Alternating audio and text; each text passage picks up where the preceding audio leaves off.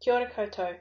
This paper, Land Stewardship in the Climate Wrung Epoch, is presented by myself, Sybil Bloomfield, and UAU.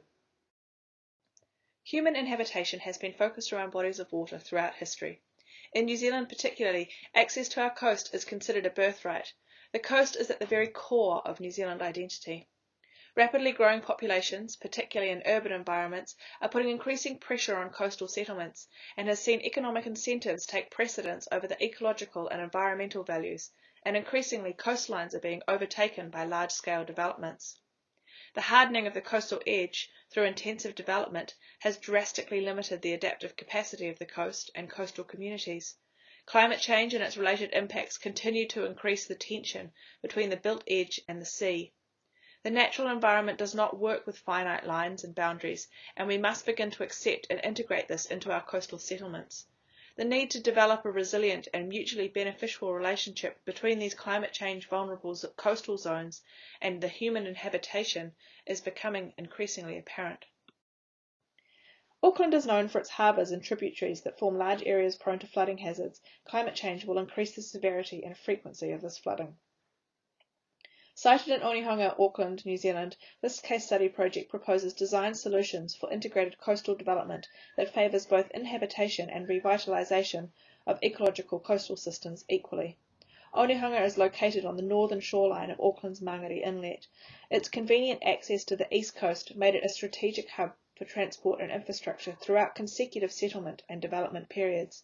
Major land use decisions, including industry activities, port operations, coastal reclamations, roading, have left blunt imprints on the coastal morphology that have effectively formed the hardened line as we see today. This paper focuses on a landscape architecture student project as a case study. The case study project addressed climate change and community resilience using the methodology of research by design. It is understood that the purpose of research by design is not solution-orientated, but rather a learning curve and a cognitive development. For this paper, a desktop review of literature and further case study analysis was undertaken to support and expand on the primary case. This allowed for discussion of alternative land ownership strategies and approaches. This paper is intended as a starting point for further research. Prehistorically, the use of temporary settlement in changing environments allowed for resource exploitation without a great extent of investment and risk. Migration has been a human adaptive strategy in the face of changes in the environment due to climate or catastrophic events that change the availability of resources or the ability to access them. As the climate settled and the knowledge and technological ability to protect against the advance of the sea developed, investment in the coastal environment has become more prevalent. Sea level rise, increased storm intensity and a warming climate are among some of the accepted indicators of climate change. There are immediate impacts such as coastal inundation and flooding that cause disruption of low-lying bloodline infrastructure and transportation. Properties are exposed to damage and the community's safety and well-being is endangered. It is also necessary to consider less direct impacts such as social dislocation and displacement and related psychological stress. Positioning those tensions and challenges in the reality of wicked problems, unstable global economy, volatile international politics, and a current global pandemic exposed the complexity of climate change. Policy and decisions are defined by what society wants and expects from its environment, acknowledging human needs in the short term. This highlights the importance of education and knowledge sharing. Adjusting to living with the natural processes in the coastal environments will require a change of attitude, priorities, and of community understanding and awareness if there is to be integrated coastal management, sensitive development, and coastal inhabitation in our future. The scientific prerogatives of reports dealing with the natural environment often tend to sideline issues of socio-environmental relationships, particularly on the coast. While the ecological research is critically important, the relationships between the natural environment and human settlement need to be better articulated, and the high value of ecological resilience needs to be incorporated into the socio-economic values of the community. Early colonial settlers to New Zealand had experienced the enclosure of the commons, eviction of tenant farmers, and as a result were very aware of the independence and power that came with land ownership. The desire to freehold land was a powerful driver of land policy and settlement. In economic terms, land is considered a scarce resource and essential element of production to produce outputs. This has inevitably led to people and land relationship that focuses on capital value of land while overlooking its environmental values and its socio-cultural significance. Land stewardship is defined as the responsibility for and the care for the natural environment. In a New Zealand context, this is related to Māori environmental management concept of kaitiakitanga, which translates as similar to guardianship or stewardship. In Te Ao Māori, we are the kaitiaki of the land for future generations, as our ancestors were before us. Land ownership and the conflict of ideals between Māori and European definitions of the concept is at the heart of the ongoing negotiation of New Zealand's bicultural identity. Māori did not have the concept of absolute land ownership. Multiple hapu and whānau might have different rights to the same piece of land. Rights were constantly renegotiated and exclusive boundaries were rare. Māori worldviews regard all humans, living and non-living elements of the environment as interconnected and in an interwoven relationship known as whakapapa. This illustrated an understanding of the symbiotic relationship that people have with land and laid the foundation of Māori customary resource management practices. Traditional Western land management is led by decisions typically driven by the site owner, whereas land stewardship entails dialogue, collaboration and proactive stakeholder engagement to be defined and facilitated by specific planning considering site complexity and expected community end goals.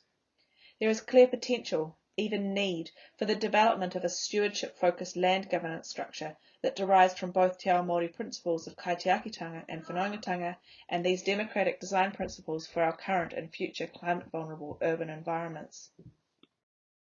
Compounding those predicaments are another two influxes of challenges, climate change-induced flooding and population growth.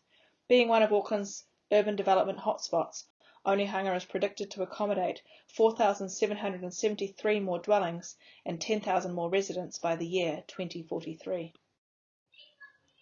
Framed through resilience thinking, three core values emerged as the visions for this design project: restoring biosphere capacity, re-establishing biosphere connectivity, and transforming towards stewardship. Complementing those values are seven fundamental principles: diversity, connectivity, feedback loops, slow variable systems, systems thinking, experimentation, broad participation, and polycentric governance. The design project focuses on the coastal industrial land between Onehunga Mall and Captain Springs Road. Key design moves started with reclassifying vulnerable land into three flexible zones based on their respective phases in adaptive cycles. Zone 1 is 32 hectares of creek release land and an immediate threat of 1 meter sea level rise based on 50-year annual return intervals. Those lands sit below the threshold delineated at 4 meter sea level rise, while accommodating bloodline infrastructures, including sections of State Highway 20, Onehunga Harbour Road off-ramp, and Nelson Street. This design project proposes to relocate threatened infrastructure to allow depaving and ecological regeneration to filter and treat stormwater runoff within the South Mangakia catchment. Streams are to be restored to enhance biochemical processes and provide habitats of functional subtidal channels. Zone 2 is 34 hectares slow-release land and a transitional belt envisaged to bring communities into the vulnerable land and test a light settlement plan. The rationale is derived from the realization that increasing biosphere capacity needs to engage people and acknowledge uncertainties and impermanence while adapting to inundation, flooding, and any climate-induced challenges. Settlement typologies such as off-grid tiny houses, mobile houses, and modular apartments are allowed to pop up, forming neighborhoods, communities, and whānau. Those emergent and affordable households are willing to take an experimental tenureship, developing essential living skills with decentralized services of power, water, and waste, and realigning lifestyles with environmental responsibility and climate change equity. It tests a new inhabiting paradigm that allows a wider community to own a home, not on land titled as property, but rather Tulanga Waiwai, a place to stand, to be connected and empowered. Zone 3, or the high ground, is the richest ecotone where social-ecological interactions and ecosystem services interface. It is where economic and social infrastructures are to be invested, and community resources and supplies to be catched. High ground in this zone is used as a nexus that connects nodes of catalysts. The long-discussed light rail project was incorporated in this zone in the form of an elevated and vegetated hybrid bridge with pedestrian walkways. It provides resilient and storm-proof services and also gave way to non-obstructed hydrological and ecological right-of-way. Redundancy space are created for flexible land use for the communities by removing climate-endangered houses. It will provide vital space for relocations of Zone 2 housing in emergent events, such as severe flooding or inundation, effectively function as the new Zone 2. It also allows for large areas of public open space available for community needs and experimentation, such as food production and energy generation. Buildings of a heritage value, including some industrial buildings, are to be repurposed as culture and identity anchors. With the above design moves, Zone 3 is envisioned to be a functional biocultural refugia, providing pockets of socio-ecological memory in time of change.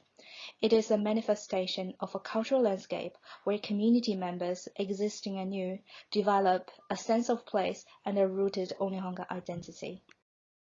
This project explored the three core values around biosphere capacity, biosphere reconnectivity, and transformation towards stewardship, to propose a model for engaging with vulnerable land and developing adaptive capacity. Resilience thinking has many intellectual overlaps with Mātauranga Māori or Māori knowledge. Due to the scope of this project, although several design concepts echoed and reflected Māori values, it must be acknowledged that they were not comprehensively integrated or sufficiently synthesized. However, it is noteworthy to mention their value and relevance. Core Māori values of kaitiakitanga, whanaungatanga, kotahitanga and manaakitanga shared insights about the important factors in resilience in the human dimension in relation to the biosphere. Perhaps the opportunity that our changing climate is offering us can help to shift the rigid socio-economic and power-orientated definition of ownership toward a more inclusive and viably interdependent one. Thank you.